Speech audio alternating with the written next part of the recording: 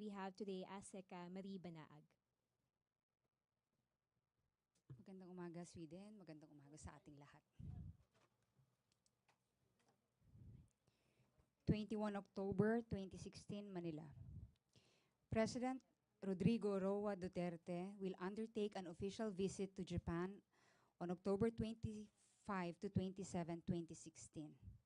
The visit will build upon the government's policy thrust of enhancing relations with our neighbors in the region.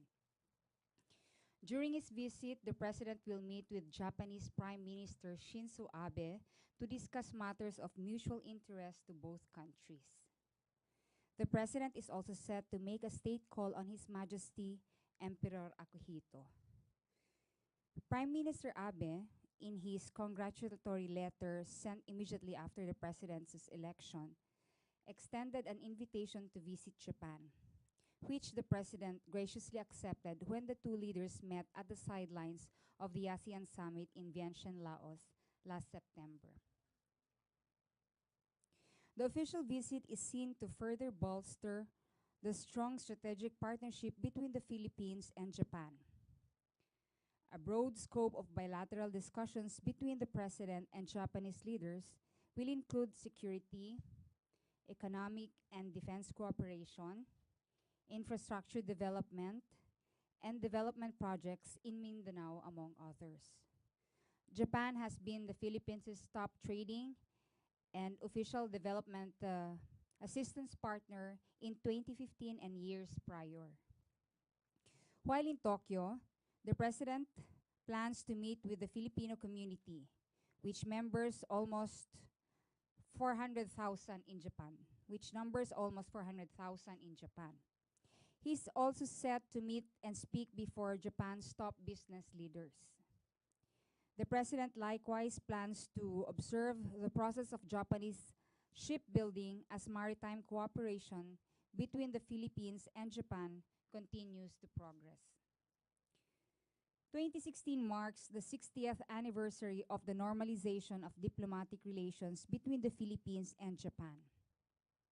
High-level exchanges between the two countries mark this historic occasion, which began with the visit to the Philippines by Japan's imperial couple early in the year. This was followed by the visit of Japanese Foreign Minister Fumio Kishida, whom the President received in his hometown in Davao City, August 2016, and the meetings of the President with Prime Minister Abe at the sidelines of the ASEAN Summit in September in Laos. The President's official visit caps these exchanges, which highlights the warm ties of friendship shared by both countries. The President places great value on the Philippines' vibrant and dynamic relationship based on mutual trust and respect with Japan. Thank you. All right, thank you very much, Asek Marie. The floor is now open for questions. Sweden, I'd like to make some points here. As to Bagyong Lawin, we would like to thank our government agencies and private individuals who have been so supportive during the monitoring of Typhoon Lawin, and to our local government officials who have been so aggressive in the campaign in order for us to lessen the damage caused by Bagyong Lawin. And with that said, we have official reports from NDRRMC, but some of the casualties during Bagyong Lawin are still being validated. 7 from the Cordillera region, 1 in Region 1. In Region 2, we have 3. And we still have 2 missing persons. We are trying to get in touch with other provincial disaster risk and management councils, but nahihirapan po tayo because of the telcos, yung walang network pa, wala pang electricity. Kahit may network siguro, hindi sila makapag-charge ng kanilang mga baterya. But right now, USEC Halad and DJ Howie and our crew from TV4 and other officials of the DSWD, other officials who are members of the NDRRMC have started kaninang mga 9 a.m. papuntang Cagayan Valley and Isabela para magkaroon ng aerial inspection at para maghatid na rin ng mga pagkain at iba pang mga goods na kinakailangan ng mga ating mga kababayan na evacuees. And on another note, again po, we would like also to reiterate our asking for more pagmamalasakit para sa ating mga kababayan na nasalanta ng bagyo. We'd like also to make announcement that yung MC10 na in-issue po ng Executive Secretary natin na si Attorney Mejaldea, kung hanggang kailan po yon, we will leave it to the discretion of our local government officials as to when na pwedeng practically na makapasok ang ating mga kababayan, mga estudyante, mga kasama natin sa pamahalaan, kung pwede na po, kasi yung ibang lugar hirap tayong mag-monitor kung pwede na po. And yung iba naman, pwede naman nang pumasok, so we will leave it up to the local government units to declare whether they would be going back to school or not, or they would be reporting for work or not already. And with the announcement on Republic Act 10923, yung postponement po ng barangay elections, we announced that last Tuesday. We can give a copy of that already. And on the matter of the statement of the President while in China about cutting U.S. ties, we still have to wait for guidelines. There is no rush po for us to interpret the speech of the President, as we have to wait for guidelines pa that would be coming from him, from the Department of Foreign Affairs, soon as they come back. And as to the dispersal of our Lumad brothers and other protesters in front of the U.S. Embassy last Wednesday, was that Wednesday? Last Wednesday, the President has already made announcement as to it that he is looking into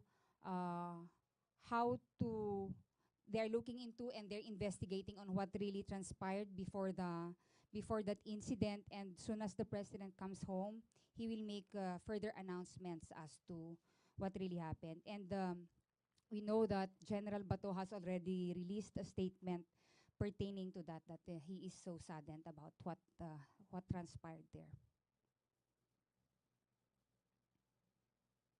Okay, Yes. the floor is now open for questions. First question. Yes, sir. At the back. Sir Ron. Use the microphone, please.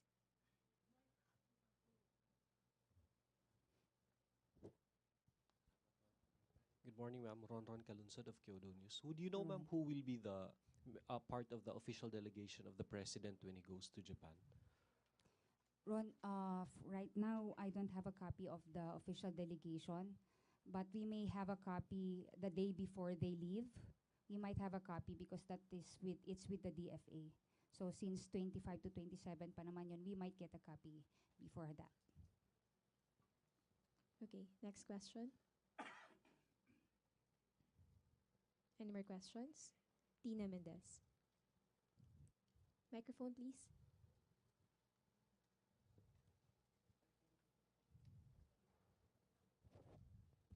Good morning, Yes, ma'am. Tina. Do you have an idea or if the president will bring up the issue on comfort women during his visit?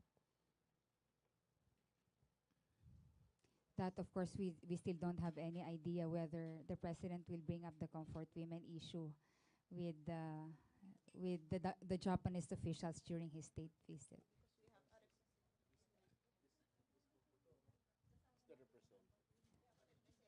Question? Christian Esguerra. Christian. I'd like to ask about your statement that there's no rush to interpret the speech of the president. Parang I'm just curious about the word that you use, interpret. We would not like to interpret the pronouncement of the president, so that once it's in paper, it's clear as to what the president really is wanting us to um, uh, have with regards relationships with the United States. So are you saying that even if the president has already announced in China that he is separating from the United States, there's still no paper whatsoever to back it up? We will wait for them to arrive because everyone is in China. So I think the question should be dealt with by them who are in China, because most of them are there already. Perhaps they might have a paper for that. But for now, we still don't have something to read in order for us to properly comment on the U.S. relationship statement of our president. But were you surprised? Was the palace surprised about that very strong statement? I cannot comment on that surprise thing. Mm. How do you think should the public at this point, because there's this time frame between the president's between today and the president's arrival, so how should the public interpret this statement of his that he is separating from the United States? We should not make any interpretations yet, and it can wait. So let's not make any haka-haka muna about it, because once the paper is in, I don't think we it would be needed for us to, there is a need for us to make haka-haka on that, because once the paper is out already on that matter, then it would be clear kung anong direction ang tatahakin po natin. Ma'am, what paper are you talking about? Any policy direction which would be on paper. But have you come up with a paper containing the policy direction of the previous statements against the United States made by the president? Christian, I cannot comment on having first a paper before the president announces No, no, ma'am. it. I'm talking about the previous statements that he made against the United States. Parang the first time that he criticized the United States, for example, when he said it's time to end the joint military exercises with the US, meron bang paper na sumunod after that statement? Kasi baka lang for all we know, wala rin susunod na statement, wala rin susunod na paper after this particular statement made by the president. We cannot preempt Christian, but what we can only say is that once there is announcement, whichever agency has the jurisdiction to craft the policy on that matter, they should address that. Because the US says that they are yet to receive any document Yes. supporting the pronouncements made by the president. So yun nga, baka naman puro salita yung lumalabas. Wala naman lumalabas sa papel. So those to whom the statements are directed wouldn't know how to react officially. We leave that to the wisdom of the president, whether it should be on paper or not. Okay. Well, finally, how should the international community, in particular the United States, receive this latest statement by the president? We cannot preempt nor dictate how the international community would react to such statements. That is their opinion, and we would highly respect that. Thanks. Okay. Rosalie, cause of UNTV. Ma'am, aware po kayo sa nakatakdang pagbisita po ni U.S. Assistant Secretary of State for East Asian and Pacific Affairs, Daniel Russell, para rin po hilingin ang pagbibigay ng linaw dun sa mga naging statements po ni Pangulong Duterte sa China? For now, we are not yet aware of that, but we would be prompted by DFA soon as the official communications has been given them. And then, meron din pong mga nag-express din po kasi ng pagkabahala dun po sa mga naging statements ng Pangulo, yung mga American businessmen na nandito sa Pilipinas, and then yung mga Filipino businessmen na nasa United States of America. So, meron po ba tayong assurance sa kanila na wala tayong dapat na ikabahala sa mga naging statements ng Pangulo, gayong wala pa naman pong clarification or malinaw na panuntunan patungkol po dito? Opo, thank you for that. In fact, that is, on the light of that matter, since wala pa tayong pagbabasehan na papel, hindi kailangang mag-worry or mag-react tayo kung ano man yung nasabi ng Pangulo. Since wala pa sa papel po, especially for private businessmen dito or yung mga nasa Amerika, wala po tayong dapat ikabahala. Kung meron man po na tinutukoy siguro ang Pangulo dito, it would be government transactions. But I'm not interpreting. Christian, tumingin ka. Okay, next question. Any more questions? Yes, Leila? Clarification lang, ma'am. For the President's pronouncement to take effect and become policy, would you need a formal issuance? Aren't his words enough?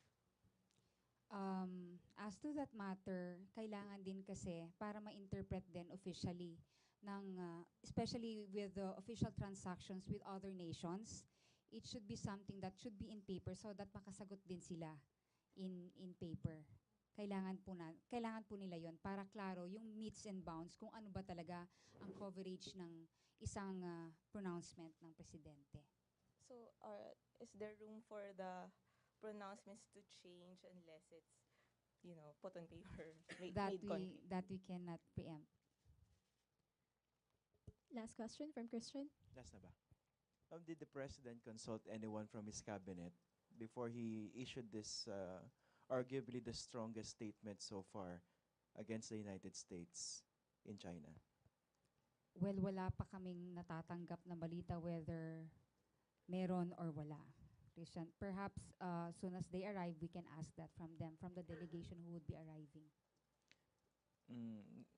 Not to put you on the spot, pero it must have been a difficult job to try to explain or delay any explanation on a particular statement made by the President and just say that a paper supporting it might be or might not be forthcoming. Kasi parang that's how that's how it appears so far. Tama po ba? I'll not comment on that, Christian. May tanong siya, mas maganda. Or ma'am, you're just as confused as Well, not really. Everybody I'm is. sure may direction naman yan pagbalik nila. It's just that we are not the right authority to give or interpret what the President has announced. Ma'am, good morning. Good morning. Did you ask some of the officials in Beijing nung lumabas yung statement, ma'am? We have actually asked Secretary Andanar, and then the same din po ang sasabihin niya, itong sasabihin ko ngayon na we would not preempt and interpret the meets and bounds of the pronouncements of the President. Thank you very much, ma'am. Thank you. Okay, just one last question from Rose. Yes.